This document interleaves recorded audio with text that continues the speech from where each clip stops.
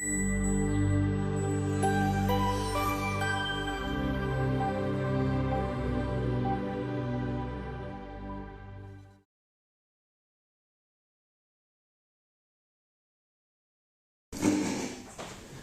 good morning, ladies and gentlemen. Good morning. I hope you found the last 4 days to be informative and of interest, and I hope that you'll continue to find today to be equally informative and of interest. Before we commence today, I'd just like to say thank you very much to Ms. Sinha for inviting me to participate in your workshop. It's a pleasure to be here, and I've been asked to discuss with you some of the challenges that are associated with food microbiological tests, and I've been specifically asked to focus on requirements for good laboratory practice. So that's what we're going to spend the next hour doing, hopefully. So perhaps before we start, it would be useful for me to get a feel for how many of the organisations that you work for undertake microbiological testing. Could you just have a general show of hands? Okay. And of your organisations, how many of you actively work in the microbiology laboratory? So you're going to find this session very interesting. And I apologise for the rest of you who are maybe more analytical focused. I hope you don't find it too boring, but hopefully you may be able to see that there are a lot of parallels that can be drawn in GLP between analytical chemistry and microbiology.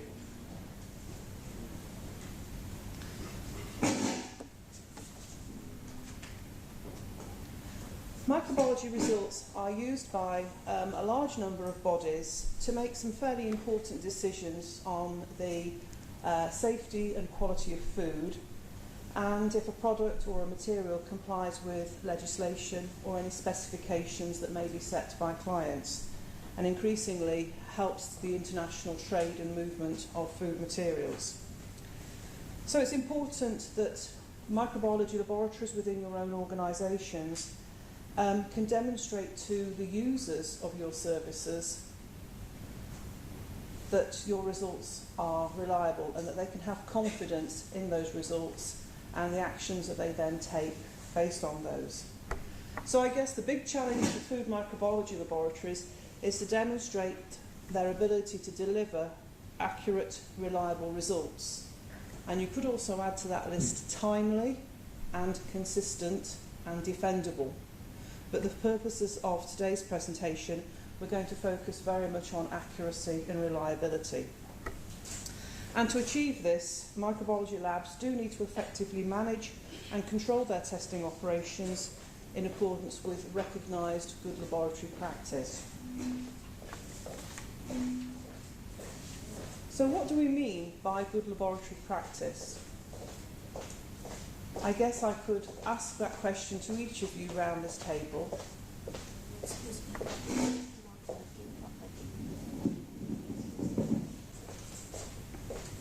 So I guess the big question is, what is meant by GLP? And as I said, if I asked each of you around this table, you would all give probably very similar answers, but also subtly different ones. And I think if you ask most people connected with microbiology what they think good laboratory practice means, they would say it relates to the adoption of good bench practices and techniques when carrying out the testing activities. And that's a very important part of what constitutes GLP. And we're going to cover quite a lot of that during this session. But it is important to recognise that GLP cannot and shouldn't be regarded as being one single constituent of a laboratory's activities, but rather being defined as being made up of a number of different components that can all impact on testing and thus the results that are issued. And I think this slide helps to illustrate this very well. I'm guessing most of your laboratories, if not all of your laboratories, hold some form of accreditation for testing through NABL. Yeah? So that will probably look very much like an interpretation of the contents of 17025.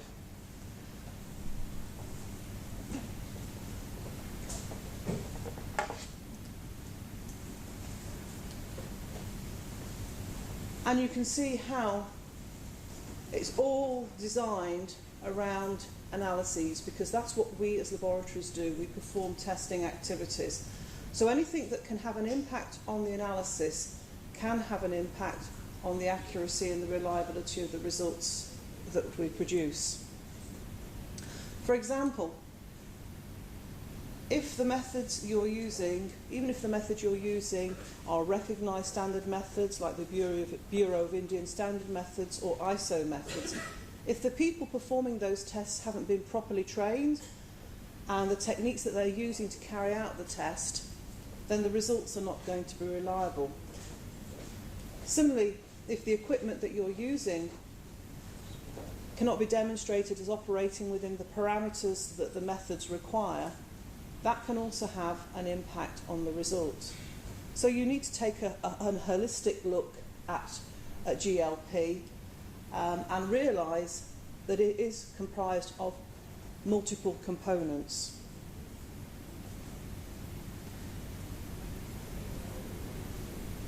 So what does GLP mean in relation to helping to ensure the reliability of test results? Well, first of all, let's think about what do we mean by reliable. Well, one definition could be that the result reflects the true level of the microorganism in the sample that you're testing, and that the result is not being influenced by any external contamination that could have resulted from the laboratory environment in which the test is done, through poor handling practices in the laboratory associated with the test. So these are some of the components of good laboratory practice that can have a very strong bearing on ensuring the reliability of microbiological results.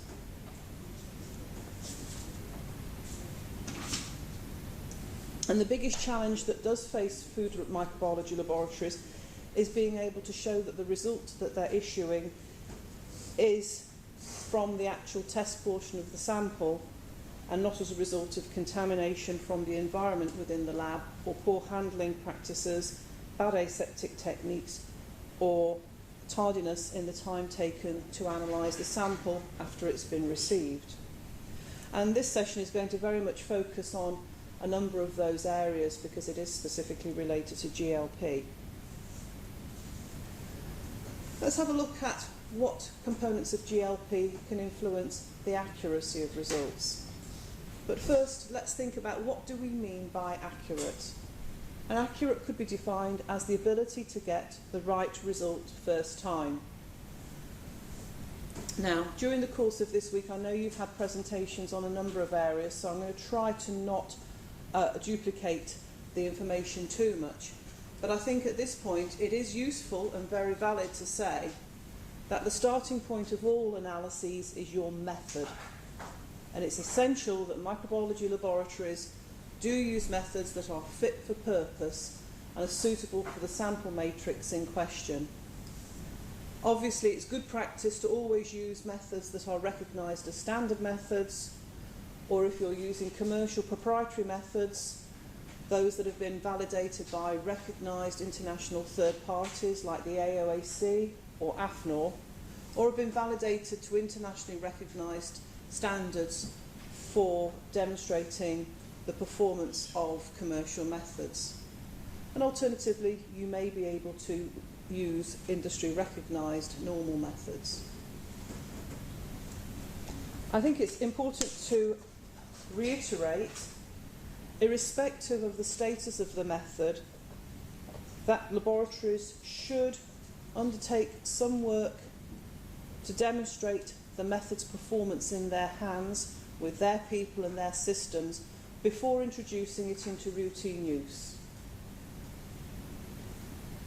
And additionally, it's important that laboratories also repeat this type of work if they make any changes or modifications to the methods that could have an impact on its performance.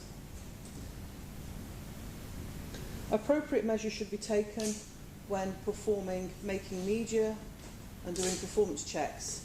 The majority of microbiological methods need media to greater or lesser extents, and ensuring that the media is performing well is a very important component of GLP in ensuring the accuracy of results.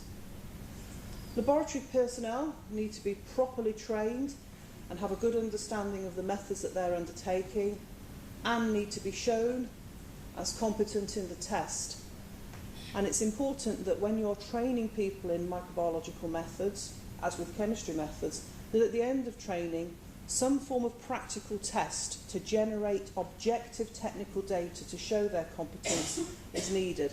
And that data is something that you can store in their training records. It's important that through training, people adopt good bench practices and good aseptic techniques. And microbiological tests, particularly the traditional methods, can take several days from the start to finish.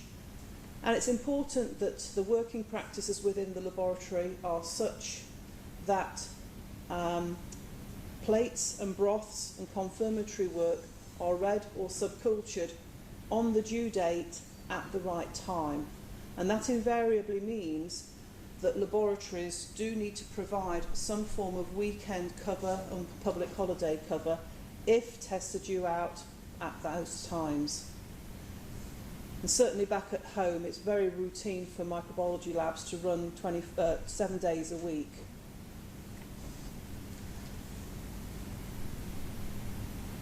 After the initial validation or evaluation of a method has been conducted, it's important that laboratories do have programs in place where they can regularly demonstrate the ongoing performance of the method in their hands and their ongoing competence in its conduct through regularly participating in external proficiency tests and through operating what we call an internal method performance and staff proficiency program. So all of these are probably sounding very similar to what the chemists need to do in their laboratories. We're just twisting it for microbiology. So let's have a look at some aspects of GLP in relation to the reliability of results. In microbiology, we're dealing with living microorganisms that can grow and can die if we don't ensure that the environment in which they're handled is controlled. It's important within the laboratory that the size of the facility is adequate for the volume of work and the staff numbers. Facilities that are very cramped means separation of activities or work that could pose contamination risks to each other will be poor, and that does increase the risk of contamination. And I've seen this in a number of laboratories where they have had problems with environmental control because of the facility not being sufficient size for the volume of work. Airborne contamination is a real risk to microbiology from mould spores that may be in the environment. So it's good practice for windows to not be opened in microlabs and to ensure that the temperature and humidity is controlled so that it doesn't compromise the tests or the operation of any equipment, because most microbiological tests do require incubation at very specific temperatures and tolerances to ensure the reliability of the results. In microbiology, separation of activities, preferably by space, but also by time, is important to consider. And I'd encourage each of you to go back to your laboratories and have a look at the internal design and layout of the laboratory in relation to what work is done where and when. And look at, have you any potential risks of cross-contamination? And by perhaps modifying the working practices, removing those. It's very common for wet activities like media preparation, wash-up, and certainly waste decontamination to be done in a separate room to the main laboratory area where samples are handled and prepared and tested. Sample receipt, it is good for that to be in an area away from where practical work is being done so that you don't inadvertently contaminate the sample with any organisms that you're culturing or that you're confirming. And ideally, within the laboratory, there should be a one-way process flow from the preparation stage through plating and subculture work and reading and confirmation. Microbiology labs do need to handle cultures, which can include pathogens, as part of media QC checks that they're required to perform on the media that they make, or as part of daily controls or confirmatory controls. And it's important that we have control over where those organisms are stored and how they're handled so that they don't pose a contamination risk to samples. In microbiology laboratories, it's good practice to operate a formal cleaning and disinfection program, which is formalised with defined frequencies and records to show that it's been done. And this is important to keep the facility appropriate for the type of tests and to make sure that any background flora levels are kept to a level that doesn't pose any adverse risk to work and results. So it's important that your cleaning covers the facility, like the benches, the floors, cupboards, windows, but also equipment like the interiors of incubators and fridges, water baths. Accidents can happen in any laboratory. If there are any culture spills or biohazardous spills, it is important that laboratories take prompt action to disinfect and treat those spills. And it's important that you look at the procedures your laboratory adopts in these areas, because you want to make sure that you do effectively decontaminate those type of spills so that you don't have a focus or a source of contamination in the laboratory. So it's important that you give some thought to the type of disinfectant and the concentration, and make sure it's suitable for the nature of the spillage and the organisms that you're handling. Disinfectants do need time to exert their bactericidal effects, so you do have to make sure that there is an appropriate contact time with the spill for it to exert its effect. And it's always good practice, particularly if it's a major spill, to do some form of post-treatment verification to ensure that the treatment you've applied has successfully killed the culture. And this is typically done by either swabbing the relevant area or using some form of contact plate and screening for the absence of the target organism if it's a known culture spill, or perhaps doing a general total viable count to verify that the bioburden of that area has been dropped through the disinfectant process. Because the last thing you want is Salmonella or Listeria living in your laboratory environment.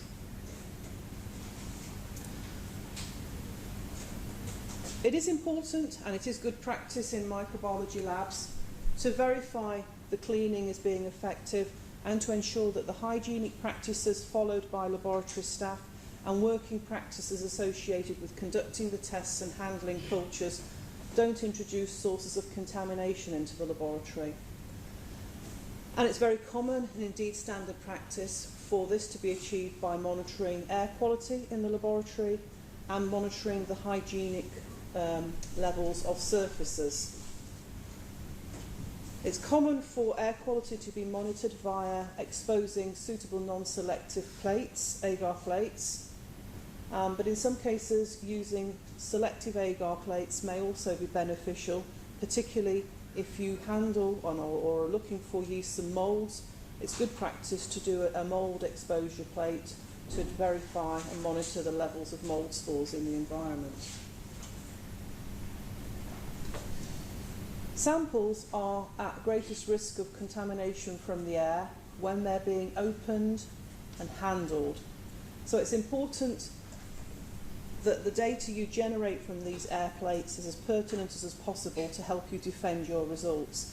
So it's best practice to do air plates when you're actually handling samples, cutting them up, processing them for analysis.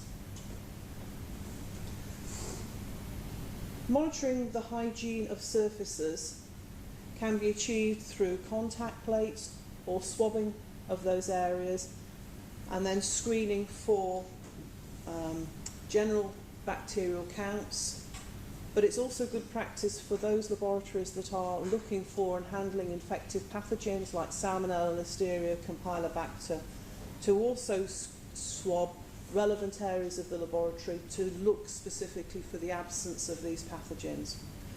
How many of your laboratories do handle or screen for pathogens? Yes? One or two.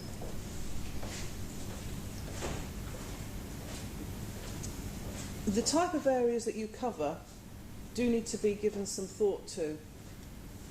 It's always good to swab benches, but it's also good to also challenge staff contact areas such as door handles or door pushers, keyboards on computers that may be present in the lab, and taps handles and people's hands, because they can be very potent sources of contamination risks.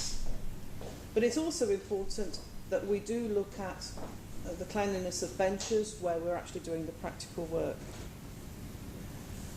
One or two key things to bear in mind. These surfaces will have residues of sanitizers because we clean in a lab but we don't rinse afterwards. The whole point is to kill. So there will be residues of sanitizers and disinfectants on these surfaces. So the contact plate or the broth that you use to moisten the swab should contain appropriate neutralizers for the disinfectants and sanitizers that you use, so that you're not inhibiting the recovery of microorganisms. It's important that laboratories review results from environmental monitoring and look for trends, and as you build up data you'll be able to set criteria to appraise the results.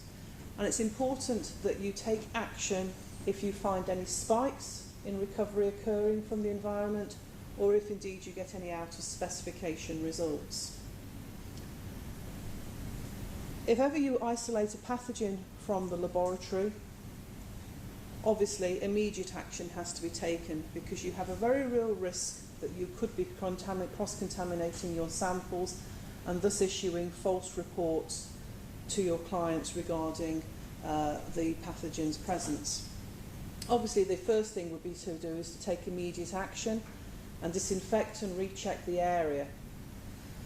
But it's also good practice to escalate screening of the laboratory environment. In other words, check more areas of the facility to verify, is this just an isolated case of isolating the pathogen, or is that pathogen much more widespread within the laboratory? And if it's the latter, you've got a big problem. It's always important to investigate where the source of the pathogen came from, what was its cause, because that way you can take the right corrective action to prevent reoccurrence of the pathogen in the environment in the laboratory. And as I said, it's important that you do appraise the impact of isolating a pathogen in the lab on any results or ongoing work. For example, have you issued any positive Salmonella samples in the weeks leading up to that isolation? Could that have been as a result of contamination in the lab rather than genuinely having Salmonella present in the lab? And this is just a little hint and tip. Certainly at home, it's very common and indeed standard practice for laboratories to use as their control culture for Salmonella a serotype that's not frequently associated with food poisoning at home. And the labs will hold the anti-sera to that specific culture so that they can determine whether any contamination in the lab is their own control culture, and also if they identify Salmonella from any samples, they can check that it's not their control strain, which gives them confidence in reporting a true positive result. So that's just something to bear in mind and perhaps feedback to your laboratories. In microbiology, hygiene practices are essential. Obviously, the general laboratory hygiene rules of no eating, drinking, smoking apply, and keeping long hair tied back. Possibly consider wearing beard snuds and keeping jewellery on hands to a minimal and nails short. Hand washing should be adhered to on entry and exit of the laboratory, and the soap that should be used should be bactericidal. And it's also good practice to wash hands regularly in between activities and after handling pathogens or reference cultures. Microbiology coats should ideally be visually distinct from other laboratory clothing that may be worn, such as coats worn in the chemistry laboratories. Microbiology coats should not be worn outside micro labs for safety reasons, and they should be long-sleeved because part of the premises of the coats is to protect you from the work, but also to protect the work from us, because we naturally have microorganisms on our skin. It's important that they're long-sleeved and that they're worn correctly, and ideally have cuffs that are tight rather than loose, so that when you are doing practical work you don't have the potential for cuffs falling into the work and becoming contaminated. The coats do need to be regularly changed and laundered. Do your organisations use external laundries, or do you wash them yourselves in-house? External. Think about how they are packaged and sent out to the laundry, and if you think your laboratory coats could be contaminated, then it is good practice to decontaminate the coats before they go to an off-site laundry, or indeed an on-site one, maybe through chemical disinfection or autoclaving. It is good practice to consider adopting a coat change policy between different areas of the laboratory, for example between the main laboratory and the pathogen room, or implementing a coat change if you're doing different activities. Maybe if you're preparing heavily contaminated materials or raw materials compared to processed foods where the microbiological level may be lower. If you don't operate a coat change procedure, then it would be useful for your organisation to review this or document a formal risk assessment to support the absence of coat changing and the controls that you've got in place to show that that's not a risk. The wearing of sterile gloves is important and is indeed needed for a number of activities within microbiology, but gloves can sometimes lead to a false sense of security in terms of hygiene. And it is important that those gloves are regularly changed or regularly disinfected with maybe alcohol gel to prevent them from becoming a source of contamination to work. Okay, moving on to think about good laboratory practice associated with handling of samples. Microorganisms, as I said, are living entities, and their levels can be affected by temperature and time. So it's important that laboratories have good practices in place for the transportation of samples. This isn't always in the control of the laboratory. Sometimes the clients are responsible for delivering the samples to the lab. How many of you provide a delivery service for samples? One or two of you? But I guess the majority, it's the client's responsibility to get the samples to your laboratory. In this case, in microbiology, it might be useful to discuss with your clients the best ways of transporting samples for microbiological analyses to the lab to ensure that they are in a fit state for analysis. It's important that samples are transported in a timely manner and that the packaging of them protects them from damage or contamination. It's important that the transportation conditions minimise abuse or changes in the sample condition that could influence changes in the microbiological status of the product. This is particularly important if you're testing frozen or refrigerated, chilled samples, or very susceptible samples like water and environmental swabs. And these should be transported under refrigerated conditions in ice boxes with ice packs or cool box blocks. If you're testing vulnerable samples and the time for transportation from the client to your laboratory is considerable and you have concerns over temperature control, then it would be useful to consider monitoring temperature during transportation. You can get data loggers that you can pop into packs these days and download the temperatures on receipt, or get the client to include an extra, we call it a sacrificial sample, that you can probe and take the temperature of on receipt to verify that the temperature of the sample has been abused. If any of these monitorings or checks show significant temperature abuse, it may not be appropriate for your laboratory to test that sample. And this is where it's good practice to talk to your clients about the situation. And if a decision is subsequently made to test those samples, then it's good practice to record the temperature of the samples on receipt in the certificate of analysis so that the results can be interpreted accordingly. Because if temperature abuse has occurred and you're reporting high levels of microorganisms, that might be as a result of the abuse the sample experienced during transportation rather than the true levels that were present in the sample. Sample receipt should be away from other work or activities within the microbiology lab, or indeed it can be outside of the microbiology lab. If your laboratories handle food matrices of different bioburdens, it is worth considering dedicated benches for high-risk dirty samples and a separate bench for the cleaner ones. If that's not possible, consider the order in which you register samples when they arrive, or disinfect the work surfaces in between different batches of samples so that you're not introducing the potential for contamination or cross-contamination. It's important that samples are promptly registered into the laboratory system and that you check that the condition of the sample is suitable for testing. Look for any evidence of abuse of the sample.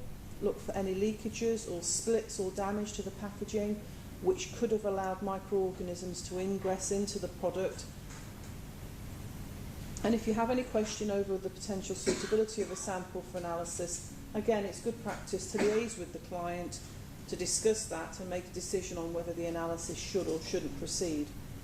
And again, if a decision is made to test the sample, it is important that the condition or the anomaly or the damage is included alongside the sample description in the final certificate of analysis. So again, the end user can interpret the reports with that in mind. If they don't know there was abuse or the report doesn't indicate there is an abuse, they could be interpreting the results incorrectly.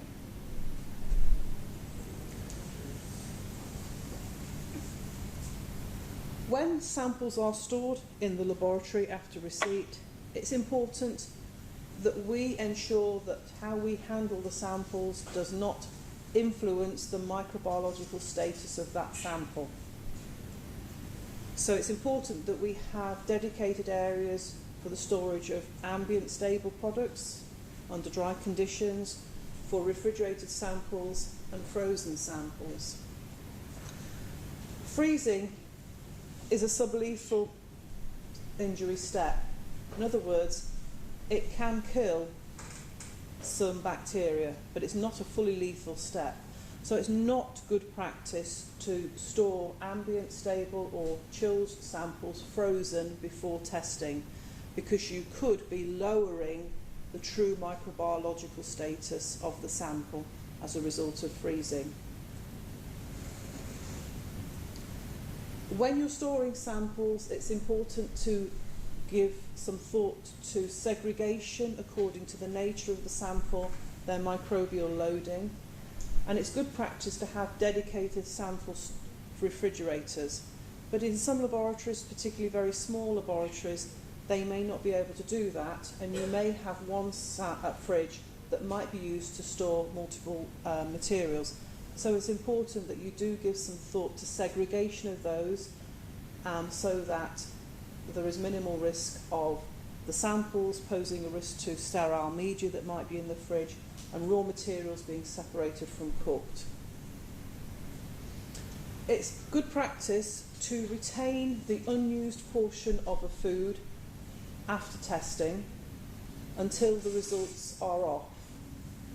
And that's important because if errors occur during the analysis, you have the original sample to go back and retest. And it also enables you to do further investigations if you or your client require. In microbiology, timeliness of testing samples, particularly perishable samples, is important because you can have microbial die-off or growth. Ideally, perishable samples like chilled food materials, unless you're testing products at end of shelf life, should be tested on the day they are received at the laboratory, or in exceptional circumstances, if they arrive particularly late in the evening, should be tested within 24 hours of being received. Again, this is to ensure that the result you're getting is a true reflection of the microbiological condition of the sample and not for any changes that have been associated due to the aging of the sample. If you test water or environmental swabs or hygiene swabs, these are very unstable materials, and ideally they should be tested within 4 hours of them being taken or lifted at the source, but should really be tested, if that's not possible, within 24 hours. Many laboratories that have both microbiology and chemistry operations can sometimes be asked to perform both types of analyses on the same sample. And in those cases, it's best practice to encourage your client to send separate samples, one for chemistry and one for microbiology. But sometimes that, whilst we might ask that, it might be difficult to achieve that. So if that's not possible, then microbiology should receive the sample first for testing, because obviously they want to make sure that it's not been contaminated through non-aseptic handling practices that would happen in chemistry. Or it might be appropriate, if it doesn't compromise either the microbiology or the chemistry test, to subsample the samples to create separate samples for both laboratories. Moving on to the actual analysis of the samples, all testing has to start with preparing the sample for analysis. And again, this is where we need to make sure that we aren't contaminating the test portion that we take through the test. If you're testing raw or highly contaminated materials, it could be beneficial to consider a separate sample preparation room for those type of samples, or separate bench areas with dedicated equipment. But again, that's the ideal. That's not always possible or feasible in many laboratories. So if you can't separate these materials, then it would be better practice to analyse these after all of the samples have been prepared. But again, that may not fit into the working practices of the laboratory or the timeline with which the various samples arrive at the laboratory, in which case you would need to consider a full clean down of equipment and surfaces in between samples of different microbial loadings. But one thing that is important is that clinical samples, such as blood, faeces, sputum, soil and effluent, shouldn't be tested in the same room where food samples are handled and analysed. So I don't know if any of your laboratories also do clinical work, but if that is the case, then it is better to separate those activities into different laboratories.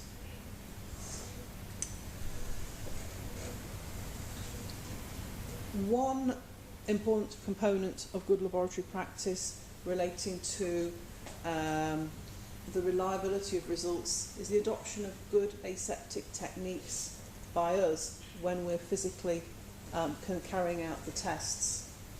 This initially extends to the working area in which we're doing the test, so that the area should be cleaned and disinfected to remove or reduce sources of contamination. It's important that there's no drafts and people movement is kept to a minimum.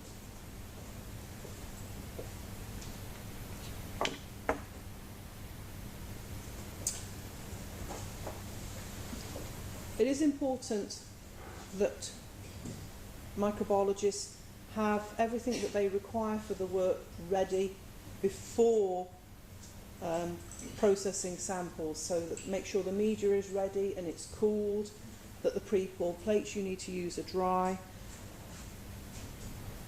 and that all your plates are labelled. And the reason for this is because as soon as you add the diluent or a broth to your test portion, it's good practice to complete the inoculation of media within 45 minutes. So get everything ready before you start to prepare samples. And it's very common for laboratories to use a teamwork approach, have person A cutting and weighing samples and stomaching them, and person B perhaps diluting and inoculating media, and person C pouring plates. But if laboratory analysts are working in isolation, then it's good practice for them to only prepare and process samples in small batch numbers, so that they can complete all stages of the preparation in 45 minutes. Avoid talking, coughing, sneezing over work, so that we're not imposing a contamination risk. And one thing that's important to look at is the risk of aerosol production in the laboratory. Aerosols are a major cause of environmental contamination. And there are some sources which are obvious and some that are not so obvious. One obvious source is people emptying pipettes too vigorously so that splash dripping occurs. If you use nichrome wire loops to streak and subculture, flaming wet loops can create spitting, which can release aerosols, which could contain bacteria. If you're opening ampules of freeze-dried materials to prepare your own cultures, those can be sources of contamination. Something like mixing cereal dilutions using shakers and centrifuges, and sloppy practice and technique associated with discarding pipettes and disposing of liquids. So it's good practice to have a look at the working techniques in the laboratory to see, do you have a risk of aerosol production, and if you do, to try and look at modifying your techniques to reduce those risks. When handling samples, if you're testing dehydrated powder samples, these can be notorious materials that could contaminate the environment or other work or samples. So if you're handling dehydrated powders, if you can, it might be useful to consider a separate room or a different area within the laboratory, or to handle those in a protective hood. And if you're testing products that are likely to contain pathogenic bacteria, if your national legislation over here requires, you may need to do that work in a safety cabinet. It's good practice to swab the area of the packaging that you're going to cut to remove the test portion with alcohol or an equivalent disinfectant. And the implements that we use to open the packs and to then cut up and remove the portion of the food that we want to test need to be sterile. And they need to be cool as well. There are a number of ways in which implements can be sterilised,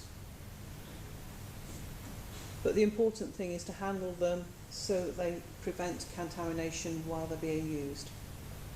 After use, it's important that implements are placed into a suitable container for disposal or cleaning and reusing, so that they don't pose contamination risks. A lot of laboratories will use two-piece scalpels where you have the blade and the handle. Make sure the blade area, the attachment between the blade and the handle, is properly cleaned, because that can be a really potent source of build-up of product debris. So really make sure those are cleaned. If you use forceps that are rough-nosed, in other words, have got the striations at the end, make sure any food debris is removed from the teeth of those noses. A lot of microbiological tests require pipetting of very precise volumes of inoculum into plates or into broths. So in addition to ensuring that people are pipetting accurately and that the volume being dispensed by your pipettes has been checked through some form of gravimetric weight check, it's important that good pipetting techniques are used to prevent the introduction of contamination risks. So some things are very obvious. Don't allow the pipette tip to touch the outside of the canister or the container from which it's been removed. Don't let it touch the outsides of stomacher bags or the lips or necks of tubes or the outer surfaces of plates and tubes. Don't handle the area of the pipette that's going to come into contact with the sample or the test material. And when you're dispensing the contents of pipettes, it's best practice to do it, have the pipette vertical and not at an angle so that the contents run down the inside of tubes. And that can be really important when you're transferring very small volumes, for example, associated with salmonella subcultures, particularly if you're not then going to vortex the liquid to bring everything into the enrichment broth. Automatic pipettes are great devices. They significantly speed up the efficiency of testing samples, but they need to be used with caution because they can be very good sources of contamination as a result of people letting the plunger up too quickly and for getting splashback onto the barrel of the pipette. Also, if those pipettes are going inside stomacher bags, make sure they don't come into contact with the inside of the bags and the product debris that's in there, because that could then pose a contamination risk to other samples being tested at the same time.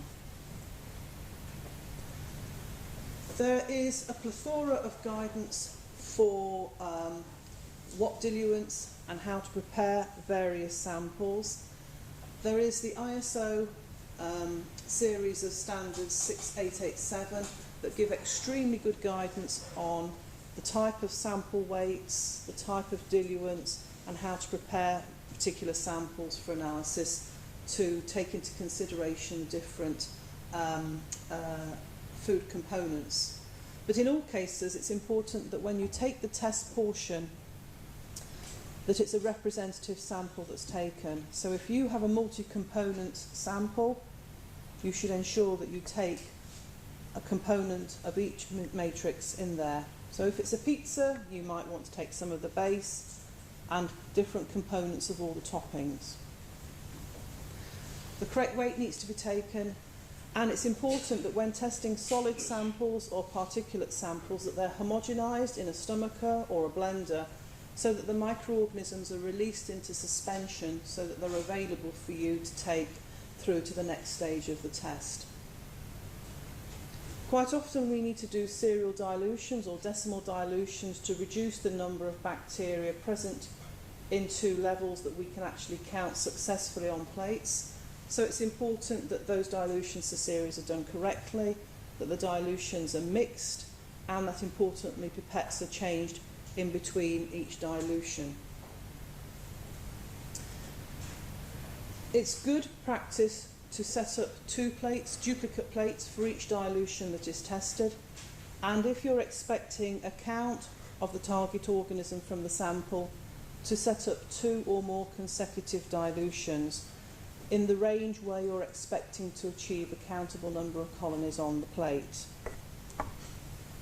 One of the challenges with food microbiology is that microorganisms are not evenly distributed in food. That's really important to remember, because the result you're getting is only a reflection of the microbiological condition of the test portion that you took. We have to then assume that that would be representative of the sample as a whole, but it's important to bear that in mind. And that's why it's important that when we take the test portion, that we try and ensure we get a representative sample of in that portion. And this is one of another challenges of microbiology. I digress a little bit. You can test two different portions of the same sample and you can get potentially two different results. Two different laboratories can test two samples that have been taken from the same batch, but they can get different results. And that's one of the challenges of interpreting results, which I think you've either had or will have a session on. But it's important to remember that the results you're reporting are representative of the microbiological condition of the portion that you took through for testing.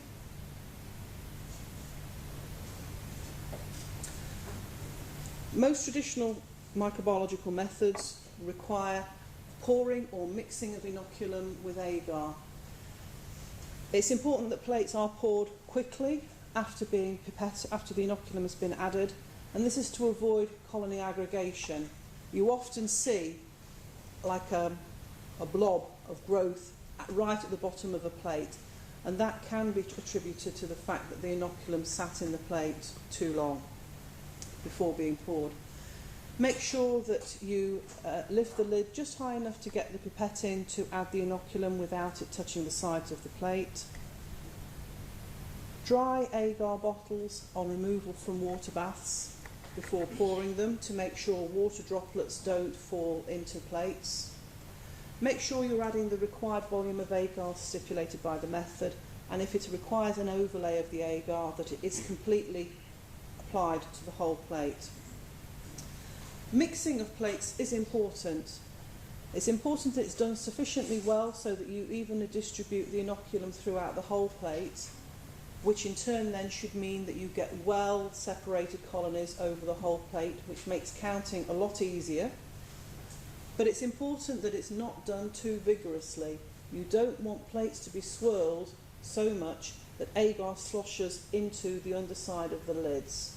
That's bad practice, and if any bacteria are taken up with that agar into the lid, they won't develop and form colonies, which means that you could be getting under recovery of the true levels. Spread plates also need to be done well. Think about the depth of agar in the plate so that it doesn't dry out during incubation, and make sure the level of agar the surface of the agar is level and free from bubbles. It's good practice to dry plates to remove some of the moisture from the surface and from the insides of lids, and this is particularly important if you think you may have spreading growth present or the organism you're looking for has the potential to spread. And common ways of doing this would be drying in a laminar flow cabinet or some form of drying oven with the lid removed and the agar placed side down. Like pour plating, spread the inoculum quickly after it's been applied to the plate and make sure your spreader is sterile and cool. One important thing is to avoid spreading the inoculum right to the edge of plates. Try and leave a gap around the edge of the plates, because you can get rings of growth around plates, which does make colony counting and interpretation extremely difficult. And another thing, which sounds like stating the obvious, but I do see this from time to time, allow the inoculum to absorb into the agar before you invert the plate for incubation.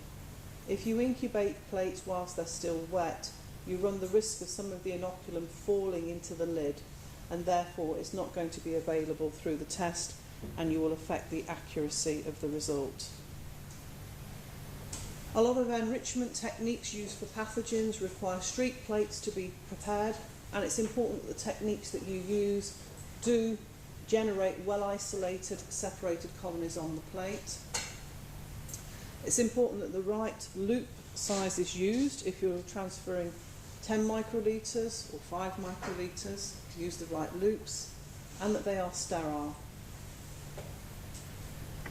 From a practical sort of management point of view, it's really important that microbiology labs know what work is ongoing, because some of our tests can take 2, 3, 4, 5 days to complete, and we may have to do work on different days for different stages of the test. So it's important that the laboratory management are able to identify what work is ongoing and at what stage. And vitally important is monitoring incubation times. Microbiological tests do have specific time periods, 24 hours plus or minus 2, 18 hours plus or minus 2, 72 hours plus or minus 4. So it's important that plates and broths and confirmatory work are incubated for the right times, and we need to be able to easily track that so that plates and materials don't get incubated for too short a period or conversely for too long. So a very common way is to label the shelves or the plates or the racks with bottles with the date and time in or the date and time that they're due out. Some laboratories have more comprehensive paper records tracking dates and times in and out and actually when they were taken out. And that's important to be able to verify that you have followed the method correctly.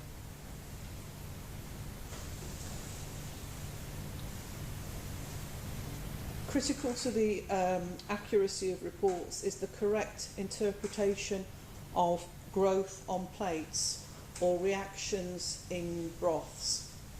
And this ISO standard 7218 is a really good document.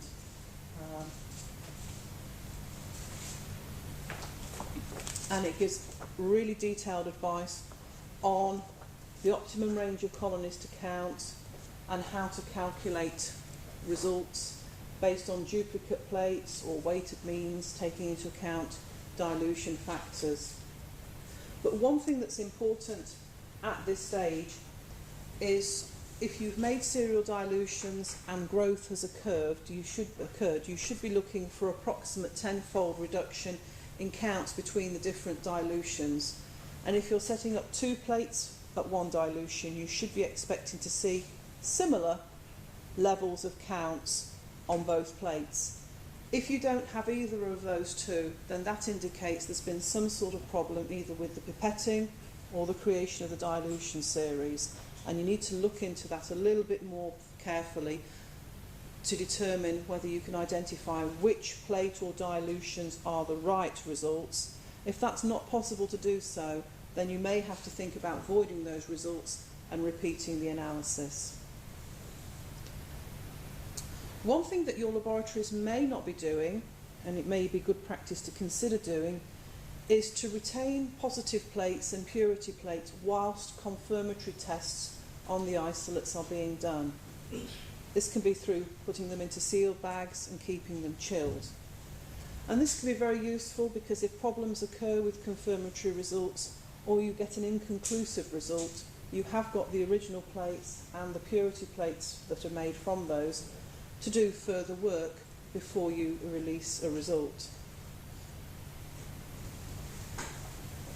Media is an essential part of all microbiological tests, and having confidence in the performance of the media is really important. In addition to having control over your powders and supplements and prepared media, it's important that they are prepared and sterilised in accordance with manufacturer's instructions, and that after preparation you have defined shelf life and storage conditions for the media which don't affect their performance. It's also important that quality control checks are done on media. Verify that the media is sterile, in other words the growth you're getting off the plate is from the sample and not because the media was contaminated, and also some checks to verify the pH and the ability of the organism to support growth. Again, we normally do a 2-day course for this, but there is an extremely good ISO standard that gives a great deal of guidance on all aspects associated with media preparation, storage and quality control checks. And if your laboratories haven't got this, I would encourage you to get it. There is an update to this standard pending, so just bear that in mind. But storage and handling of media is important. Once agar is in a plate form, it doesn't last forever. It can dry, it can shrink. So you do need to control the timing with which you store these plates. It's preferable to store them before being dried, and if you want to keep them for prolonged periods of time, it's good practice to store them in sealed bags. Bottled media without supplement addition is more stable, and providing they're stored in sealed tubes or bottles under refrigerated conditions, you may be able to keep them for 3 to 6 months. And this can be really helpful to laboratories because instead of making the media fresh every day, a lot of laboratories will prepare stocks of media, which enhances the working efficiency of the laboratory and increases the volume of work that it can process. If you're storing bottled agars, then they have to be melted before they're used. It's good practice to only melt a bottle of media once. So it's sterilised, it sets, and you melt it once. If there's any left over after that melt, you discard. Because one of the biggest problems associated with media failure is overexposure to heat or prolonged exposure to heat. Melting should be done in a boiling bath or free steaming in an autoclave. It's not good practice to re-sterilise media to melt it because that's exposing it to excessive levels of heat which could affect performance. Before it's used, it's important that it's cooled, and molten agar should not be held in a molten state for prolonged periods of time. Generally 4 hours is recommended as being the maximum time period for holding agar. For some media that is more heat labile, you may only want to hold it for less than that time. So it's important that you monitor the cooling time and the maximum hold time. And that's commonly done by writing times on the bottle tops or on a piece of paper next to the water bath.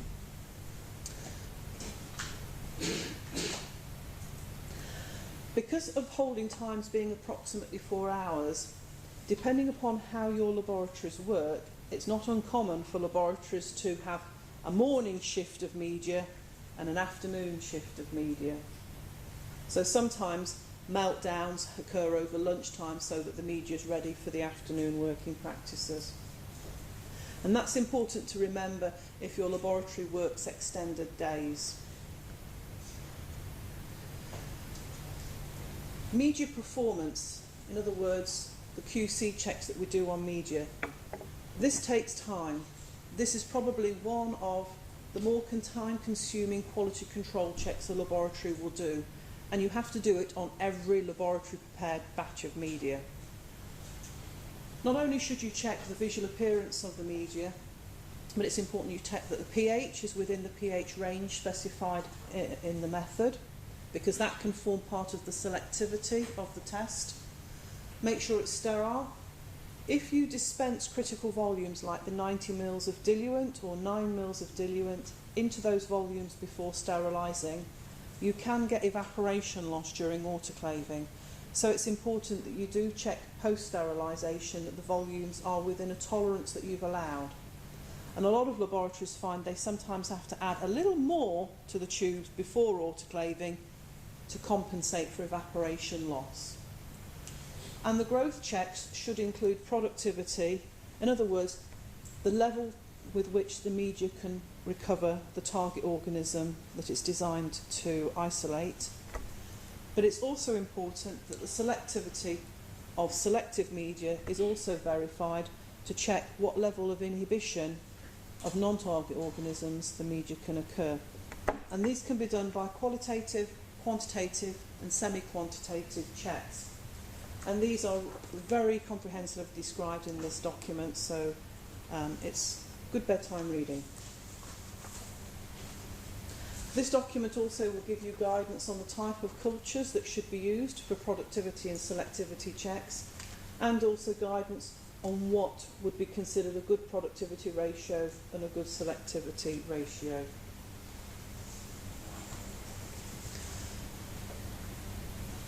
Just a couple of things to finish off. GLP, traceability of work. It's important in microbiology labs, as it is in chemistry labs, to be able to defend our results and show that our final result has been correctly calculated. So it's important that we do give some thought to the content of our technical records. In microbiology, we have to show that we have done the test in accordance with the method, which means we have to show that we did the right activities on the right days at the right times. So things like dates, that a sample was set up, data subculture was made, data plate was read, data confirmatory test was prepared, data confirmation test result was read, can be recorded. Record the identity of the person doing those activities, because you can then show through their training records that they were trained and competent in that test. If you record the batch codes of media or any commercial kits that were used, you can then go back to the media preparation records and the quality control records to show that the media was performing properly. But it's also important to record the raw data, as we call it, associated with the tests. What dilutions were set up, what the colony counts were from all the plates, so that you can show you did get decimal reductions, and if you set duplicate plates up, that you were getting good agreement in those two results. Recording biochemical reactions. If tests required confirmation, it's good practice to record the number of colonies taken for confirmation and what the individual confirmation results were. And if you run any controls through the method at the same time, record those results, because they all help to show the reliability of your results. What you don't want is to say, this is the sample we received and this is my final result. You have to have all this information in between, because that can show you that you calculated the result correctly. And if a client queries your results, you can demonstrate and defend your results. Conversely, it can also show that you've made a calculational error, but at least you can put your hands up and correct that. It's important that final results are correctly reported and calculated. And again, ISO 7218 does give extremely good guidance on how to take into account the dilution factor, the inoculation volume, the fact that you may have to adjust a count if only a proportion of the colonies confirm positive. It also gives you guidance on how to calculate weighted means if you've taken results from 2 dilutions. And it's also important that you correctly report results when no colonies were recovered. So for most products that require dilution, that would be less than 1 times the dilution factor with any adjustments for the inoculation volume. And sometimes products can be dirtier than we expect, and we actually may end up with all our plates being uncountable. In other words, they've got more than the maximum number of colonies we can reliably count. And we call that too numerous to count, or TNTC. And again, how do you report those? You can't just report a final result to a client that says there was too numerous to count per gram, because that's meaningless to the client. So you need to say that it was greater than the maximum number of colonies that the method defines can be counted, multiplied by the dilution factor, with accommodation of any inoculation volume adjustment if it wasn't 1 mil. And detections need to be clearly reported as detected or not detected in the weight of sample that was taken through. Just a couple of things to finish off with very quickly. Assuring the quality of results. I think you've had a session already this week on proficiency testing into laboratory comparisons. Yeah? That equally applies to microbiology as it does chemistry, and a lot of the information you've already been given for chemistry would equally apply to micro. This is some of the more important data a laboratory will generate, because it shows the ongoing performance of the method in your hands with your people and their competence in the test. We've already talked about media QC, but it's important that you perform these activities in accordance with defined plans. What do you participate in, and how often? And how are you going to do it? For internal purposes, you do need to use technically valid approaches. It's important your laboratory clearly defines the criteria by which it's going to appraise results. What's a good result? What's an okay result? What's a poor result? It's important that the laboratory regularly reviews these results and performances, and a lot of laboratories trend their Z-scores, trend the log difference in counts, because that's really important, because it enables you to identify and react to any poor results, or if you've got any trends. If any of these proficiency tests or internal method efficacy controls consistently show poor performances, what's that saying about the reliability of the results from that test that you're issuing to your clients? If you consistently perform poorly in a particular test, then you do need to have to question the reliability of the results that you're reporting to your clients. How many of your laboratories participate in microbiology proficiency programs? I appreciate you may not always do that, yeah? Are these external international schemes? Pardon? Oh, FEPAS for microbiology, yeah. There are a whole LGC, QM, yes. Those are probably two of the biggest providers, and they are very good proficiency schemes for microbiology. They cover a very broad range of organisms, so you should be able to cover all the common spoilage, indicator and pathogen organisms. These are really good because they're independent and they compare your laboratory's performance against your peers in other labs, and you're really looking for consistently good results. Sometimes you may get marginally acceptable results, but what you don't want is poor results. If you get marginally acceptable results, it's important that you respond to those. It's saying they could be right, but they could also be a little bit inaccurate. And a lot of laboratories will actually take the approach of saying, we'll check our performance in the next scheduled proficiency round in the next couple of months, and we expect it to be good. But if it's still marginally acceptable, we might start to look at what are we doing that means our results are not as accurate as they could be.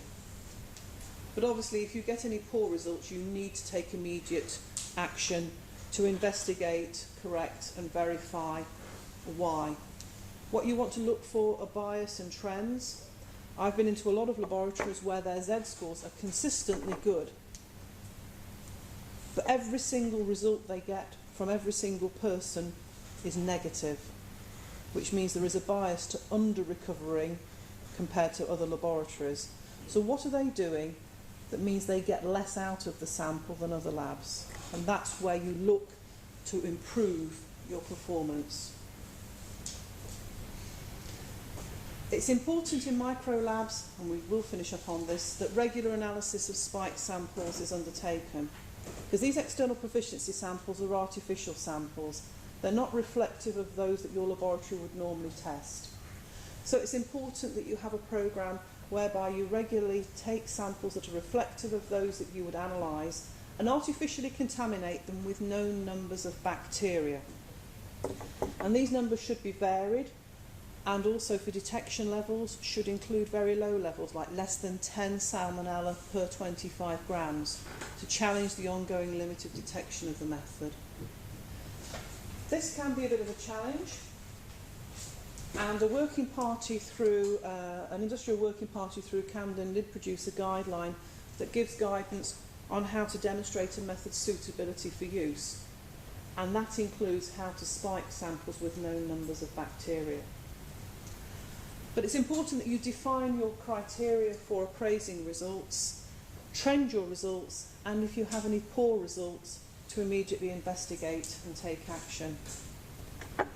Now, those you might not do every day, every week, every month, so it's important that you have some form of more regular controls in place, and a lot of laboratories will run sterility checks through a method every day, and they'll run a positive control through the test every day, and sometimes a negative.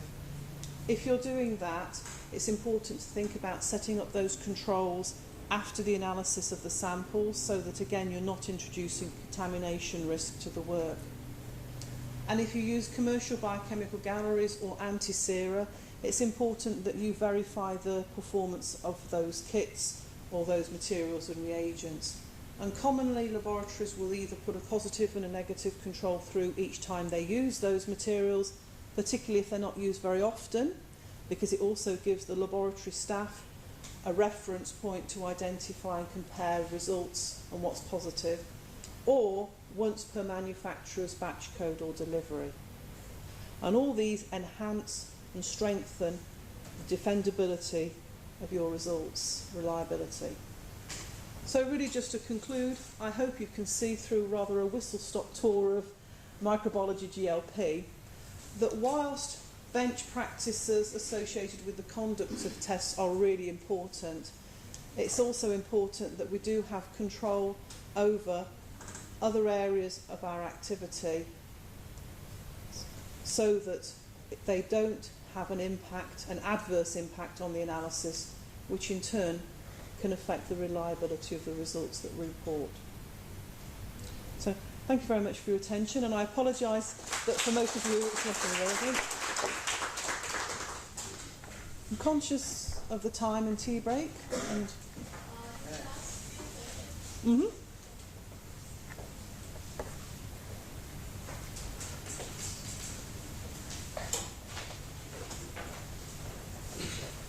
Madam, actually, in your country, yes. Hello. So I'll put my glasses on so I can see you. Yes. Oh, that's better. In your country, for taking up a legal sample, legal sample, what is the procedure you are going to do? Samples that are listed, Especially for microbiology. yeah, samples that are lifted for enforcement purposes, certainly in the UK, are taken by our environmental health officers. I believe that when they lift that sample, they are also obliged to lift a duplicate to give to the food business operator so that they have a sample from the same time, so that if they want to have it tested, they can. There are procedures in place for packaging those samples, and they are put in tamper-proof containers so that when they arrive at the laboratory as part of the sample receipt procedure, they can check that the sample hasn't been tampered with during transportation. If it's an enforcement sample, it does come with certain documentation, and that's important to know because under EC Regulation 2073, any samples that are lifted by enforcement bodies have to be tested in accordance with the methods required in 2073, and that's important for a laboratory to know because in microbiology, as in chemistry, there can be many different methods for an individual organism, and 2073 states that the ISO method should be used or a proprietary method that's been validated against 16140. And if another method has to be used, then the local competent authority has to have approved the method for the laboratory. But, sorry, does that answer the question? Actually, my question is sample. One who going to take the sample, that is for in our regulations, the food safety officers are going to take the legal sample. Then in your case, my intention is while doing the analysis, only we consider the sample come over here. But one who going to take the sample, it is to be very important step in case of the microbiology. Absolutely. The analysts who are going to take the samples in presence of the artist in the sample case. Absolutely. Lifting the sample at source is equally important. I was focusing more from the laboratory's point of view, but you're absolutely right. Aseptic technique has to be adhered to when a sample is lifted at source. If it's already in a finished product box, that's easy, but if you're taking it from a production line or you're taking some water from a tap, then obviously the sampling techniques have to be aseptic. The materials, equipment used have to be sterile. The products need to be accurately, and they have to be sealed, and the products have to be accurately labelled so that there's no confusion over to what sample it is. But yes, equally important lifting at source. Excuse me, sir. In case of fat samples in our country, we always receive only sealed original container samples for microbiology. Yes. Do you receive any sample which you don't get in the original container or sealed? No, sealed pack, okay. For example, sweet sample. They are in bakery. They are going to take the sample means it should be in aseptic condition. Okay. No, No, I'm talking about the In active suite does not have standards for microbiology. We're talking about the enforcement samples. Enforcement sample itself. But I'm telling only for the sample, whatever it may be, for milk. They are selling in the market, it is not in the packaged condition. We are processing in our lab for microbiology testing. All the samples we receive under Act is sealed and it is received in original content.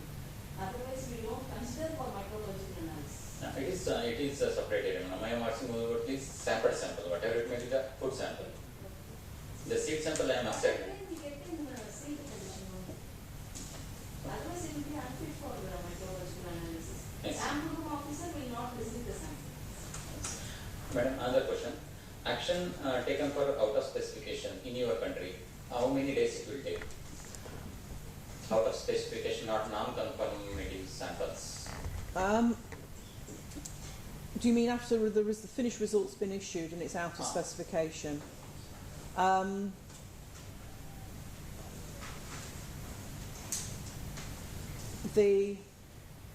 That is really down to the person to whom the results are issued.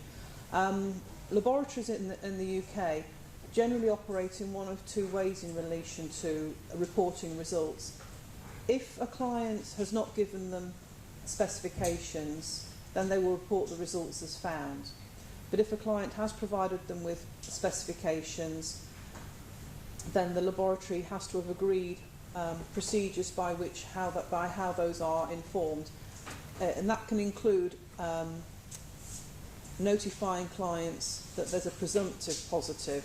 So if you've got a presumptive positive salmonella or listeria, the clients are normally informed, so they're aware, so that they can start to think about possible action in terms of product withdrawal or notifying clients. But they will obviously wait till the confirmed result. And that's really important that laboratories get confirmed results issued quickly.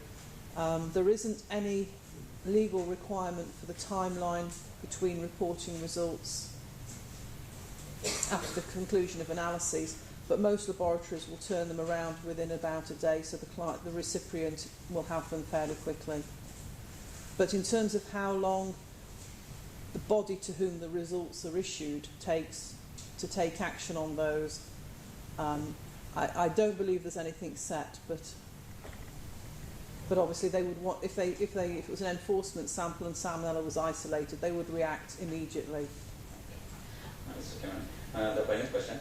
It is a general question. How many days we can store a raw meat samples? Is there any regulation to store a raw meat? Is this before testing? Before testing one.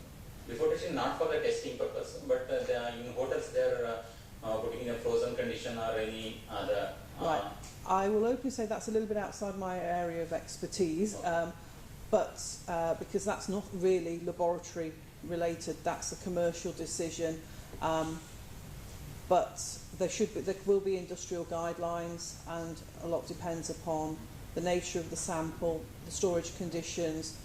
Freezing obviously would put any material into a microbial sort of static situation, but obviously you can get deterioration in quality with prolonged frozen storage. You get freezer burn and things like that. So I can't answer your question, I'm sorry, because it's not something that's my area of expertise. Okay. What are the effective disinfection used when spoilage occurs? Can you please use the mic? What are the effective disinfectants used when spoilage occurs in the microbiological lab? Right, laboratories, from my experience, use a range of disinfectants. There isn't, as far as I'm aware, a mandatory requirement for a particular disinfectant. There are a lot of commercial disinfectants out there. 70% alcohol can be used, but a lot of laboratories will sometimes rotate the disinfectant they use to avoid build-up of resistance. Virkon is one that's widely used. Hypochlorite-based disinfectant, chlorine-based disinfectants rather, are common. I think the key thing is to look at the manufacturer's literature as to the effectiveness of the disinfectant and what sort of concentrations.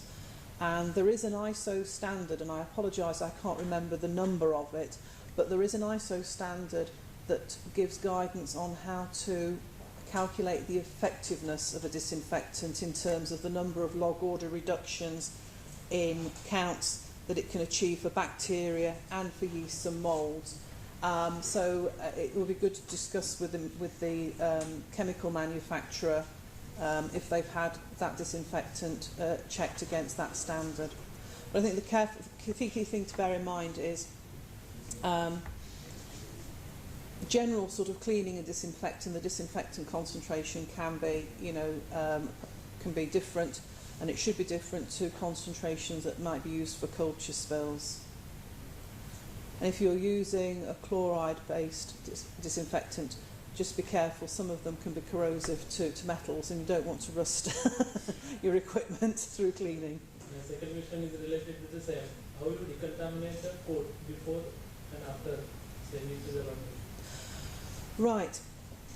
A lot of laboratories, if you don't think the coat has been contaminated, then it's good practice to put all the coats into the microbiology coats into a designated bag, and to ensure that your laundry is aware that they're getting those. They should be washed on a hot boil cycle, not a 30°C environmentally friendly temperature. If you think there has been contamination of the coats, then a lot of laboratories will put the coats into an autoclavable bag and autoclave them. But you could also think about chemical disinfection, but then you have a very wet coat in the laboratory. But with good practice, really, coats shouldn't be a contamination risk. If people have been properly trained in good aseptic technique, you shouldn't, generally speaking, have a problem with contamination of coats. Because my laundry person will not know about which are the microbiological codes and which are the chemical codes. So, forget about that. But once we receive the code after washing in the lab, is there any provision to decontaminate in the lab after washing? Can we? Well, if the coats have been laundered, they shouldn't be contaminated.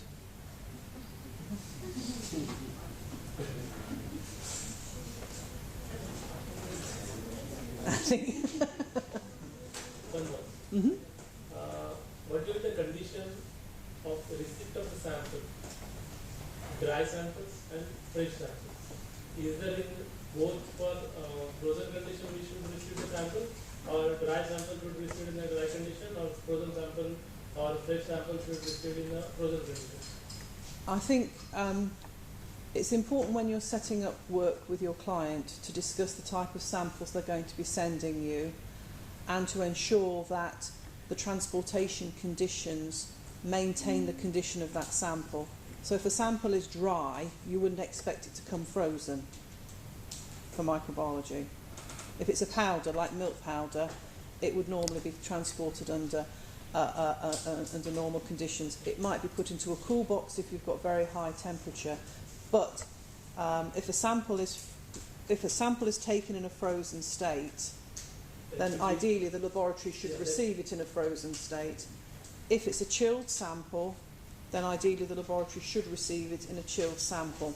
If your clients want to freeze things before sending it to you, they need to bear, and that freezing is not the normal condition of the sample, then I think it's very important that you make them aware that that perhaps isn't the best practice, and that microbial die-off could occur, and to declare that perhaps the samples were received in a frozen state in the reports.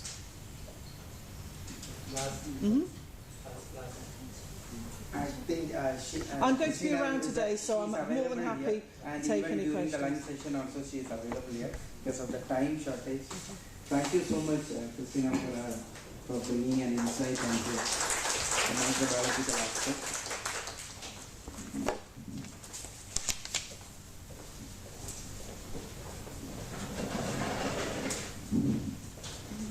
Now I would request Deputy Director, Pilot Test House, to give a memento to Christina. I think Christina, you may have to drop in one.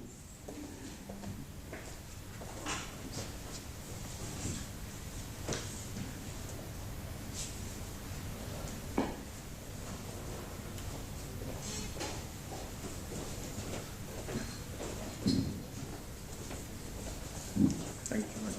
Thank you. Very nice. Thank you.